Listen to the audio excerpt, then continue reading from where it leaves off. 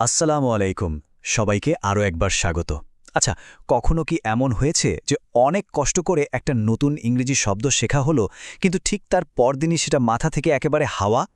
যদি উত্তরটা হ্যাঁ হয়, তাহলে আজকের এই আয়োজনটা কিন্তু একদম আপনাদের জন্যই। আসলেই ইংরেজি শব্দভাণ্ডার বাড়ানো কি একটু কঠিন মনে হয়? মানে প্রায়ই তো এমন হয় যে নতুন নতুন শব্দ মনে রাখাটা একটা বিরাট চ্যালেঞ্জ হয়ে দাঁড়ায়, তাই না? তবে চিন্তার কিচ্ছু নেই। আজকে আমরা কিন্তু এক গাদা শব্দের ভিড়ে হারিয়ে যাব না, বরং আমরা ফোকাস করব মাত্র ৫টি গুরুত্বপূর্ণ শব্দের ওপর। কারণ আমাদের আসল লক্ষ্য হল কম সময়ে শেখা এবং সেটা যেন অনেক দিন মনে থাকে। আর এই ৫টা শব্দ আমরা শিখব কিছু দারুণ সহজ আর মজার কৌশল বা ট্রিক্স দিয়ে। এমন সব কৌশল যা শব্দগুলোকে একেবারে ব্রেনে গেঁথে দেবে। তাহলে আর দেরি কেন, চলুন শুরু করা যাক। আচ্ছা, তো প্রথমে আমরা এমন কিছু শব্দ দিয়ে শুরু করব যেগুলোর শুরুতে আছে এ, বি, এ। আসলে এভাবে একই ধরনের শব্দকে একটা গ্রুপে ফেলে শিখলে ব্যাপারটা কিন্তু অনেক বেশি সহজ হয়ে যায়। এই গ্রুপে আমরা যে ৩টা শব্দ শিখতে যাচ্ছি সেগুলো হলো অ্যাবেট, অ্যাবারেন্ট আর আবেয়েন্স। ওকে, আমাদের লিস্টের প্রথম শব্দটা হলো অ্যাবেট। এটা একটা ভার্ব। এর মানে হলো কোনো কিছুর জোর বা তীব্রতা কমে যাওয়া, মানে হ্রাস পাওয়া। এটা মনে রাখার ট্রিকটা কিন্তু দারুণ সহজ। খেয়াল করে দেখুন, অ্যাবেট শব্দটা শুনতে অনেকটা এ ওয়েট এর মতো লাগছে না? মানে অপেক্ষা করা। যেমন ধরুন, আমরা বৃষ্টি কমার জন্য অপেক্ষা করি, তাই তো? ঠিক সেভাবেই মনে রাখা যায় যে অ্যাবেট মানে হলো কমে যাওয়া। চলুন একটা উদাহরণ দেখি। যেমন ১ ঘন্টা মুষলধারে বৃষ্টির পর ঝড়ের দাপটটা কমতে শুরু করল। দেখলেন তো কত সহজে শব্দটা ব্যবহার করে ফেলা গেল।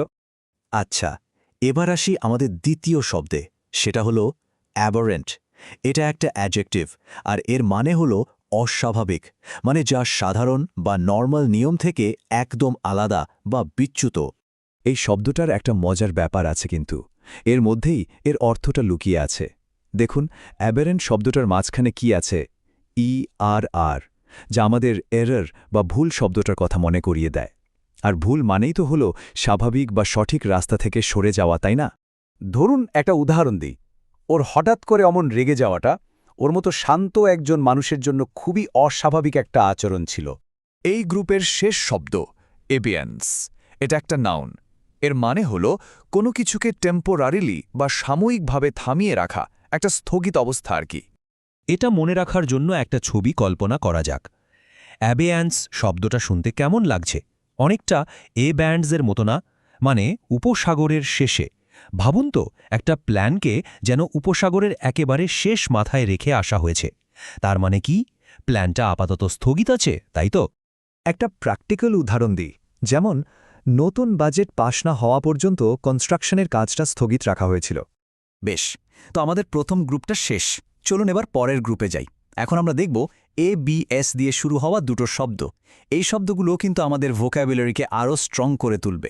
রেডি তো সবাই? এই গ্রুপের দুটো শব্দ হল অ্যাবসকন্ড এবং অ্যাবস্টিমিয়াস।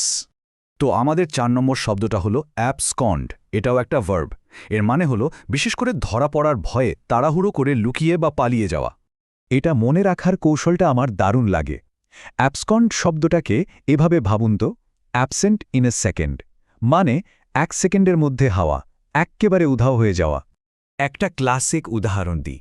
ক্যাশিয়ার দোকানের সব টাকা নিয়ে পালিয়ে গেল, মানে সে অ্যাবসকন্ড করেছে। এখানে কিন্তু গোপনে আর খুব দ্রুত পালিয়ে যাওয়াটা বোঝানো হচ্ছে। এবং আজকের মতো আমাদের শেষ শব্দ অ্যাবস্টেমিয়াস। এটা একটা অ্যাডজেক্টিভ যার মানে হলো সংযমী, বিশেষ করে খাওয়া দাওয়ার ব্যাপারে যিনি খুব নিজেকে কন্ট্রোল করেন বা পরিমিতি বোধ বজায় রাখেন। এইটা ট্রিকটা একটু অন্যরকম, তবে খুবই কাজের। মূল ব্যাপারটা হলো শব্দটাকে ভেঙে ফেলা। অ্যাবস্টেমিয়াস শব্দটাকে আমরা দুটো অংশে ভাঙতে পারি, এবিএস আর টেমি।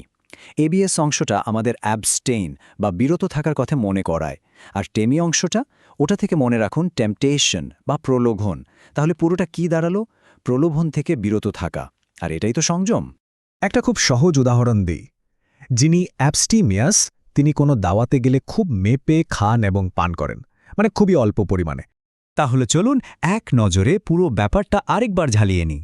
এই যে দেখুন, আমাদের আজকের শেখা ৫টা শব্দ, তাদের মনে রাখার মজার কৌশল আর অর্থগুলো সল একসাথে। অ্যাবেট মনে আছে? এ ওয়েট মানে কমে যাওয়া। অ্যাবেরেন্ট এর মধ্যে আছে ER বা এরর মানে অস্বাভাবিক, অ্যাবেন্স ABENS মানে স্থগিত অবস্থা, অ্যাবসকন্ড মানে অ্যাবসেন্ট ইন আ সেকেন্ড পালিয়ে যাওয়া, আর সবশেষে অ্যাবস্টেমিয়াস মানে টেম্পটেশন থেকে অ্যাবস্টেইন করা অর্থাৎ সংযমী। তো এখন সবার জন্য একটা ছোট্ট কাজ। এই যে নতুন 5টা শব্দ শেখা হলো, এগুলোর যে কোনো একটা দিয়ে চট করে একটা বাক্য বানিয়ে ফেলুন তো। কমেন্টে আমাদের লিখে জানান, আমরা কিন্তু আপনাদের উত্তরগুলো পড়ার জন্য অপেক্ষায় থাকব। আর হ্যাঁ, আমাদের সাথে থাকতে চ্যানেলটা অবশ্যই সাবস্ক্রাইব করে নেবেন। Thanks for watching.